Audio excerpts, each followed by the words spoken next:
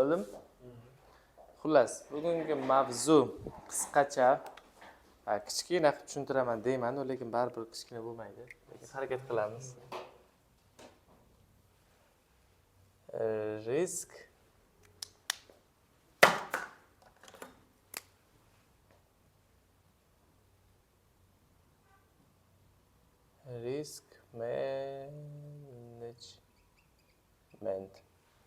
risk management. Ya'ni risk o'zi biron bir narsadan bo'lgan qo'rquv desa ham bo'ladi. Bu sizni yo'qotishingiz mumkin bo'lgan ehtimollik, ya'ni nimadirni yo'qotishingiz mumkin bo'lgan ehtimollik umumiy jihatda risk deyiladi. Va riskni oldini olishni, misol o'zim biladigan, o'zim ishlatadigan eng asosiy birinchi yo'li bu o'zbek tilida diversifikatsiya deyiladi. Diversifikatsiya. Ya'ni bu so'zni misol mana bunaqa $10 yoki $100 misol pirogingiz bo'ladigan bo'lsa, shu $100 pirogni bitta pechkaga bitta dona o'sha duxovkaga tiqib yuboradigan bo'lsangiz, kuyib ketish ehtimoli 50 kelik yoki kuyadi yoki kuymaydi. Lekin siz bu pirogni har xil qismlarga bo'ladigan bo'lsangiz, har xil pechkalarga soladigan bo'lsangiz, misol $10 dan 10 ta pechkaga soladigan bo'lsangiz, kuyib ketish ehtimolligini siz pasaytirasiz, ya'ni riskini kamaytirasiz. Boshqa holatlarda ham xuddi shunaqa logika ishlaydi. Bu narsani men yozib qo'ygandim, real misollarda ko'rsatib bergan yaxshiroq. Shunda nimasi ham daromaddan kamayadi, to'g'rimi? Albatta. Albatta. Risk nimaga kerak? Riskni siz mana misol uchun hozir Bitcoin eng zo'r o'sadi degan holatda ham siz butun pulingizni risk Bitcoinga tikishingiz bu juda katta risk hisoblanadi. Va riskni oldida o'sha Notcoin'da o'zimiz ham ko'rgandik.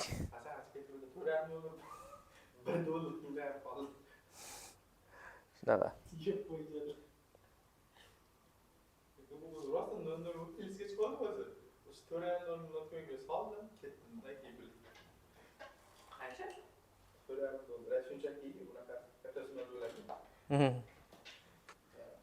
Kattasi bo'lgan hozir ko'rmasdingiz yodingizda. Manda bor qo'yadi Bitcoinmi? Biz yodgorni $300 sotmayapmiz. $1000 hech kim sotmadim bor. Chiqishdimi? Yemay sotib iPhone. Yodgorim shunaqa. Ikkalasi ham iPhone bo'lib qoldi. Xo'p, birinchi o'rinda diversifikatsiya. Ya'ni diversifikatsiya degani siz pulingizni yoki biron bir narsani bo'lishingiz, mayda qismlarga bo'lishingiz o'zi umuman diversifikatsiya deyiladi. Va risk managementga ko'ra, misol uchun sizni o'sha kelinglar $100 pulingiz bor. Uni qayergadir sarmoya qilmoqchisiz va riskini oldidan, ya'ni umuman sarmoya qilishdan oldin riskini kamaytirish yo'llarini ko'rish kerak. Ya'ni bu yerda juda ko'p yo'llar bor, lekin misol o'zim belgilagan ikki xil yo'l bor. Birinchisi konservativ.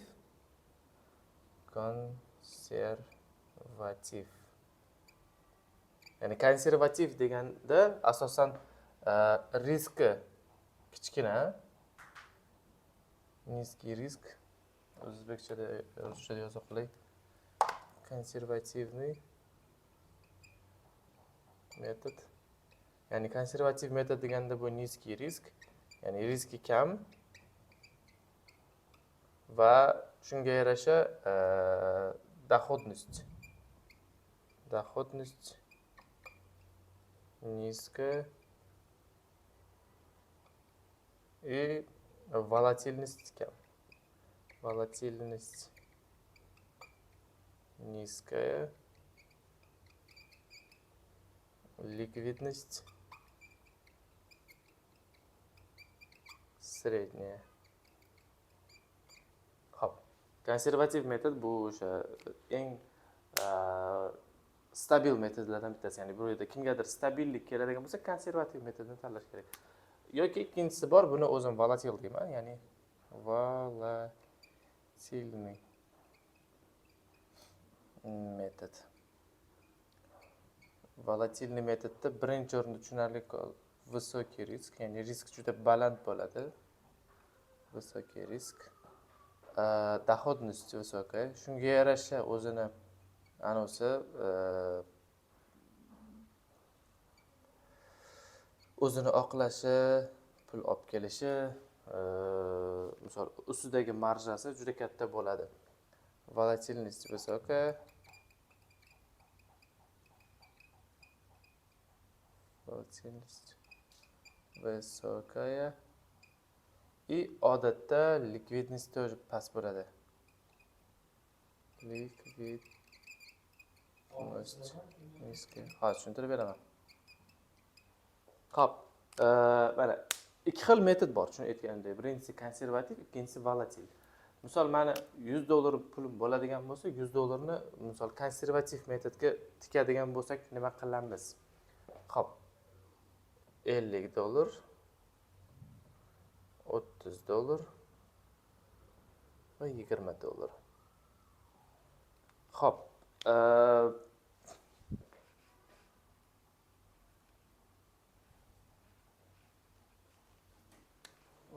bu yerda $50 eng ishonchli va riski nima deydi o'zbek tilida? Risk o'zi nima deyiladi o'zbek tilida?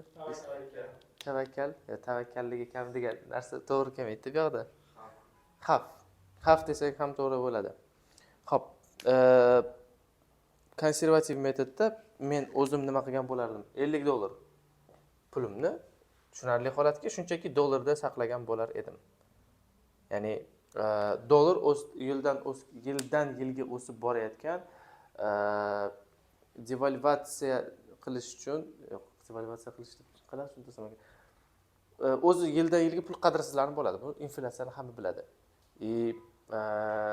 Pul qadrsizlanayotgani ustidan хотя бы nolda chiqish uchun yoki хотя бы qanaqadir plusda chiqish uchun pulni dollarga qilib qo'ygan yaxshi.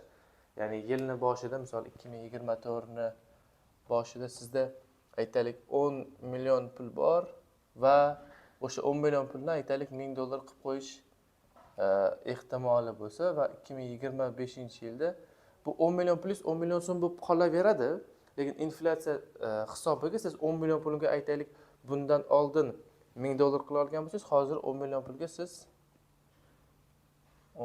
pulga siz hozir aytaylik $800 qila olasiz. Yoki o'sha paytdagi $1000 pulingizni hozir $1000 yoki o'sha aytaylik $1000 siz hozir so'mga qiladigan bo'lsangiz 13 million bo'ladi. Ya'ni inflyatsiya o'sha pul qadrsizlanishi. Hozir men 1 millionga aytaylik biron bir narsa bitta qanaqadir produktovoy paket oladigan bo'lsam, keyingi yil shu narsaning narxi tushib boradi. Va bo'ldi. Bu yer ekonomiyaga kirib ketib qolamiz hozir. Umumiy jihatda $50 nima shunchaki dollarda yoki inostronni, ya'ni boshqa davlat valyutalarida saqlagan bo'lardim. Rubl emas, tenge emas. Eng stabil valyutalar 3 ta hozir. Meni qarashim bo'yicha. Yo'q, 4 ta ekan. Birinchisi dollar, ikkinchisi yevro, uchinchisi funt sterling, to'rtinchisi Singapur dollari. Singapur dollari, funt sterling ko'p joyda topa olmaysizlar. Asosan Toshkentda topish mumkin bo'lgani bu dollar va yevro. O'zingizlarga qarab yoki dollar yoki yevro qilib qo'ysanglar bo'ladi. Ya'ni bu o'sha yildan yilga tushib boradigan inflyatsiyani hajabini saqlab qolish uchun. Как раз sizni konservativ, ya'ni siz konservativ insonlar deganda bu stabillik, unaqa prям stabillikni xohlovchi insonlar desak bo'ladi-da va konservativ metod ham xuddi shunaqa, ya'ni stabil daromad kerak. Siz yiliga wow, misol 5x, 10x, 100x ga o'smaysiz, lekin yiliga stabil hajabı 10%, 20% daromadingiz oshib borsa, yillar davomida bu juda katta natija bo'ladi. Lekin siz yillar davomida katta yo'qotish ham qilmaysiz, katta tavakkal ham qilmaysiz. Hop, ikkinchisi bu fond, fondlar, umuman jihatda fond. Fond deganda bu ETF fondlari bo'lishi mumkin, ya'ni chet el aytganimda agar brokerlar bilan qiziqqan bo'lsanglar yoki ko'plar savol tug'ilishi mumkin, qanaqa qilib Apple kompaniyasini yoki qanaqadir Microsoft kompaniyasining aksiyasini sotib olsa bo'ladi deb. Вот как раз o'sha narsa bilan fondlar shug'ullanadi. $30 fondga tikkan bo'lardim. Sababi bu yerda dollarga, misol $100 hammasini dollar qilib qo'ysam bo'ladimi? Bo'ladi, lekin birinchi asosiy qoida bu diversifikatsiya, ya'ni sizni asosiy o'sha yig'ib qo'ymoqchi bo'lgan yoki nimadir qilmoqchi bo'lgan pulingizni hammasini tikmaslik. Katta fond birjalar yoki katta brokerlar yoki katta investorlar daromadini 2% ni har bitta narsaga tikishga hanisi bor. O'zini qonun qoidasi bor. Bu 2% lik qonun qoida kichkina byudjetda ishlaydi, lekin bizni sabrimiz yetmaydi va bunga imkoniyatimiz yo'q. Lekin misol oyiga yoki yiliga million dollar oborot qiladiganlar har bitta qiladigan ishi uchun 2% daromaddan ajratadi. Ya'ni uni 50 ta pulini tikishi mumkin bo'lgan joyi borda 2% dan. Misol 2% bu dollar qilib qo'yishi mumkin pulini, 2% pulini fond birjalarga tikishi mumkin, 2% ni bu yoqqa va hokazo. Oxirgisi $20 bu kripto. Ya'ni misol mana bu yerda risk, misol 10 ballik sistemada oladigan bo'lsak, dollar ertasi kuni yo'q bo'lib qolishi ehtimoli juda past. Shuning uchun 1 balldan 10 ball beramiz. Fondlarda yo'q. Dollargami? Nimaga? Shu hozir 10 balldan 1 ball berdingmi? 1 balldan 10 ball berdingiz. 10 balldan 1 ball berdim. Yo'q. Xullas, 10 ballik sistemada 1 ball. Ya'ni tavakkallik yoki o'sha riski. Ya'ni buni qanchalik xavfliligi desak bo'ladi. Xo'p, shu sababdan buni anosi, bu riski shunchalik past bo'lsa, dohodnost, ya'ni bu sizga katta daromad olib kelishi ham shunga yarasha past bo'ladi. Ya'ni qancha katta risk qilsangiz, shuncha katta daromad topasiz. Va xuddi shunaqa naborot, ya'ni qancha kam risk qiladigan bo'lsangiz, shuncha kam daromad, lekin stabillik bo'ladi. Xo'p, ikkinchisi bu dohodnost pastligi. Dohodnostni, ya'ni o'sha bizga daromad olib kelishini ko'paytirish uchun, ya'ni hamma pulimiz dollarga tiqib qo'ysak, dohodnost вообще nolga tegib qoladi. Pastda biz daromad qilmaymiz. Masalan, yiliga 3 million plus minus inflyatsiya bilan yo'q bo'lib ketadi. Qanaqadir daromadga chiqishimiz uchun va 0 dan plus nuqtaga chiqishimiz uchun bizga fond birjalar kerak. Ya'ni ETF, Apple kompaniyalari yoki Microsoft qo'ysiz. Xohlagan birjangizdan, xohlagan brokeringizdan biron bir aksiya, obligatsiyalar sotib olishingiz mumkin bo'ladi. Fondlar bo'ladi. Bo'ladi. Fond birjalar 5 dan 10. Sababi siz u yerda komissiyada yo'qotasiz. O'zi Wall Street bo'risimi? Wolf of Wall Street. Xullas o'sha kinoda ko'radigan bo'lsanglar ham ular aynan komissiyalarda juda katta pul topadi. Ya'ni fondlar bilan ishlayotgan paytingiz birinchi o'rinda fond qanaqa ishlashini, brokerlar qanaqa ishlashini, brokerning foydasi ko'p narsalarni o'rganib chiqishingiz kerak va shu uchun buni 5 dan 10 qilaman. Ya'ni ko'p siz bilmagan, tushunmagan holatlarda siz o'zingiz baribir anisi bo'ladi. Juda aksiya tushib ketib qolishda ham emas, bu yerda umuman bozorni ishlashini tushunish ko'p muhimroq rol o'ynaydi. Ya'ni dollar qanaqa ishlashini bilasiz. Pul bording, dollar sotib olding, qo'yib qo'yding, lekin bozor ishlashi u ancha qiziqroq, ancha qiyinroq narsa. Ancha qiyinroq narsa-da u birja. Tем более siz broker orqali ishlaysiz. Ya'ni broker sizga telefon qiladi, tasdiqlaydi, keyin sotib oladi yoki narx ko'tariladigan sizga xabar beradi. Yoki sizni o'sha broker orqali sizni shotingiz, balansingiz bo'ladigan bo'lsa, balansingizni korrektirovka qilib borishini o'z etib qo'yishingiz mumkin. Ya'ni misol balansimda hozir $1000 pulim bor. Agar pulim mana shu 1200 bo'ladigan bo'lsa, qanchadir qism keraksiz aksiyalarni sotasanda stabilroq aksiyalarga pul tikasan deb brokerga vazifa berishingiz mumkin. Har bitta komissiyadan pul oladi. Bu yerda 5 dan 10 tavakkali, ya'ni o'sha riski 5 dan 10, ya'ni 50% riski bor, lekin bu yerda dohodnostingizni ko'tarib beradi va volatillikni tushirib beradi. Volatillik nima bo'ladi? Xullas, mana bu birinchisi dollar. Sizni riskingizni tushirib beradi. Dohodnost mana bu o'zi shundan ham past edi, 0 ga tushirib beradi o'zi. Volatilность yo'q bu dollar sotib olishda, likvidnost как раз likvidlikni ko'paytirib beradi. Xo'p, likvidnost nima deyatuvdilar? Srochniy pul kerak bo'lib qolsa, pulni qaytarib qayerdan chiqarib olish bu likvidnost, sodda qilib aytganda. Ya'ni siz pulingiz shuni qo'lingiz oldida bir любой payt chiqarib ola olasiz. Lekin dollar qilib qo'yganingiz zo'r tomoni, siz dollar hamma joyda ham o'ta olmaydi. Shuning uchun siz dollarni, ya'ni o'zingiz o'sha pulingizni jamg'arib qo'ygan holatingizda uni chiqarib olaman desangiz ham, kamida siz uni dollarni maydalash uchun yoki bozorga yoki ko'chaga chiqishingiz kerak. To есть sekund emas, lekin baribir qanchadir vaqt oladi bu pul sizni qo'lingizga ishlata oladigan darajada pul chiqishi uchun. Hop, fond birjalari aytganimdek riskni stabillashtirib beradi, доходности yaxshi. Ya'ni $30 tikadigan bo'lsangiz, bu taxminan yiliga 20% oshsa ham $6 pul bo'ladi. Lekin men $50 dan chiqadigan inflyatsiyani qoplaydigan puldan ko'ra bu fondlarniki o'zini ancha plusga chiqadi. Ya'ni sizga daromad olib kelishni boshlaydigan narsa. Как раз kriptovalyuta. Kriptovalyuta nimaga? Risk qilmasang, sening dohoding oshmaydi. Agar faqat misol men 50 kelik, ya'ni 50% ni biz dollar qilib qo'yib, 50% ni biz fond birjalarga tikadigan bo'lsak, bizni riskimiz juda past bo'ladi, stabilligimiz ham yiliga juda past bo'ladi. Ya'ni $50 pulimizni dollarga tikib qo'ysak, bu faqat inflyatsiyani qopladik degani. Bu daromadga chiqdik degani emas. Fond birjalarga faqat pulni tikding degani bu birinchi o'rinda bozorni tushib oladi. Bozorni tushib olguningizgacha yiliga taxminan 5-7% gacha boshlaysiz-da. Ya'ni bir yilda shuncha pul topishni boshlaysiz. Kichkina summada katta summaga chiqib olish uchun juda ko'p vaqt talab qiladi. Shuning uchun qanaqadir bizga talchoq kerakki, nimadir kerakki, biz ozgincha risk qilib ham, lekin qanaqadir nimadirga erishish imkoniyatini ega bo'lishimiz muhim. Xullas, kriptovalyuta bu riski borligi 10 dan 10. Va lekin shunga yarasha bu sizga daromad olib kelishga yordam beradi. Bu likvidligi juda stabil emas kriptovalyutalarning. O'rtacha stabil, ba'zi birlarning likvidligi qulflangan bo'ladi va любой payt siz uni sotib olishingiz mumkin. Lekin u masalan biron bir kriptovalyutani sotib yuborgan taqdiringizda ham u narsani birjalar orqali o'zingizni plyusga chiqarishguningizgacha ancha vaqt o'tadi. Ya'ni bir nechta protsedura kerak bo'ladi. Fondlar undan battar. Dollar esa eng oson. Ya'ni likvidligi o'rtacha ularning. Umumiy jihatda siz shunaqa misol o'zingizni $100 pulingizni diversifikatsiya qilib 3 xil сделкаga, 3 xil yo'nalishga pul tikishingiz mumkin. Ya'ni diversifikatsiya qilish ma'nosi ham o'z aslida shu.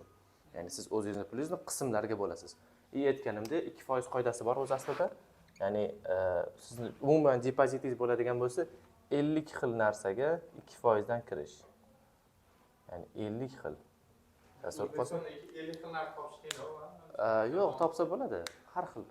Просто bu narsa katta investorlar uchun ishlaydi-da. Da. Yo'q, misol uchun hozir siz $100 bilan ham qilsangiz bo'ladi, lekin juda katta komissiyada pul yeb qo'yasiz-da. Ya'ni $100 pulingiz bilan misol 2% dan har xil joyga tikib boradigan bo'lsangiz, sizni asosiy yeb qo'yadigan narsangiz komissiyada bo'ladi-da.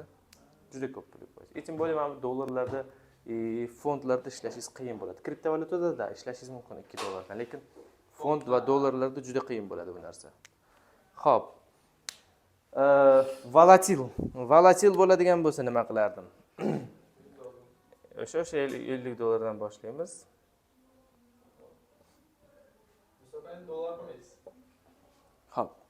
Endi bu yerda birinchisi fond, ya'ni $50 asosiy pulimni fondga tikkan bo'lardim. Chunki baribir bu volatil metod deganda bu agressiv metod emasda. Agressiv metod bo'ladigan bo'lsa, agressivni siz kattaroq pulingizni 50% ni misol kriptovalyutaga tikishingiz mumkin. Lekin volatil deganda siz ani yurak hovuchlab turadigan narsa. Volatil degani o'zi yurak hovuchlaydigan degan ma'noda tarjima qilsa bo'ladi. $50 ni fondga, $30 ni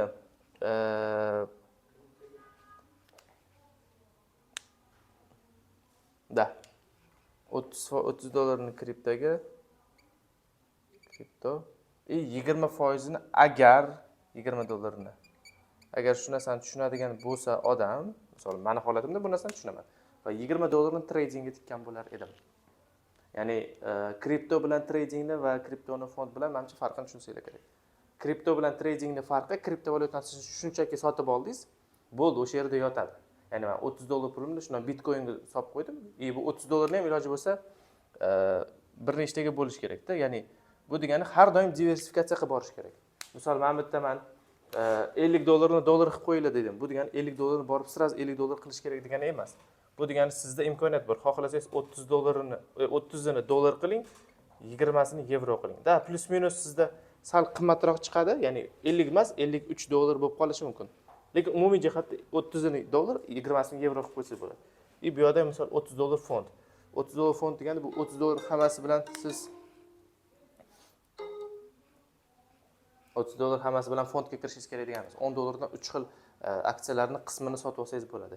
Kriptovalyutadan xuddi shunaqa. $20 degani bu siz $5 dan 4 xil valyutaga pul tiksangiz bo'ladi degani. Bu yerda ham xuddi shunaqa. $50 fondga pul tikishim mumkin bo'lganda, misol uchun 5 ta narsa tanlagan bo'lardim. Birinchi o'rinda Apple, ikkinchi o'rinda misol Nike, undan keyin Mercedes. Faqat Mercedesning nomi sal boshqacharoq bo'ladi, ya'ni fond birjada. Hammasini anasini topish kerak bo'ladi. Da, indeksi. S&P 500 ga bilmadim, shubham bor.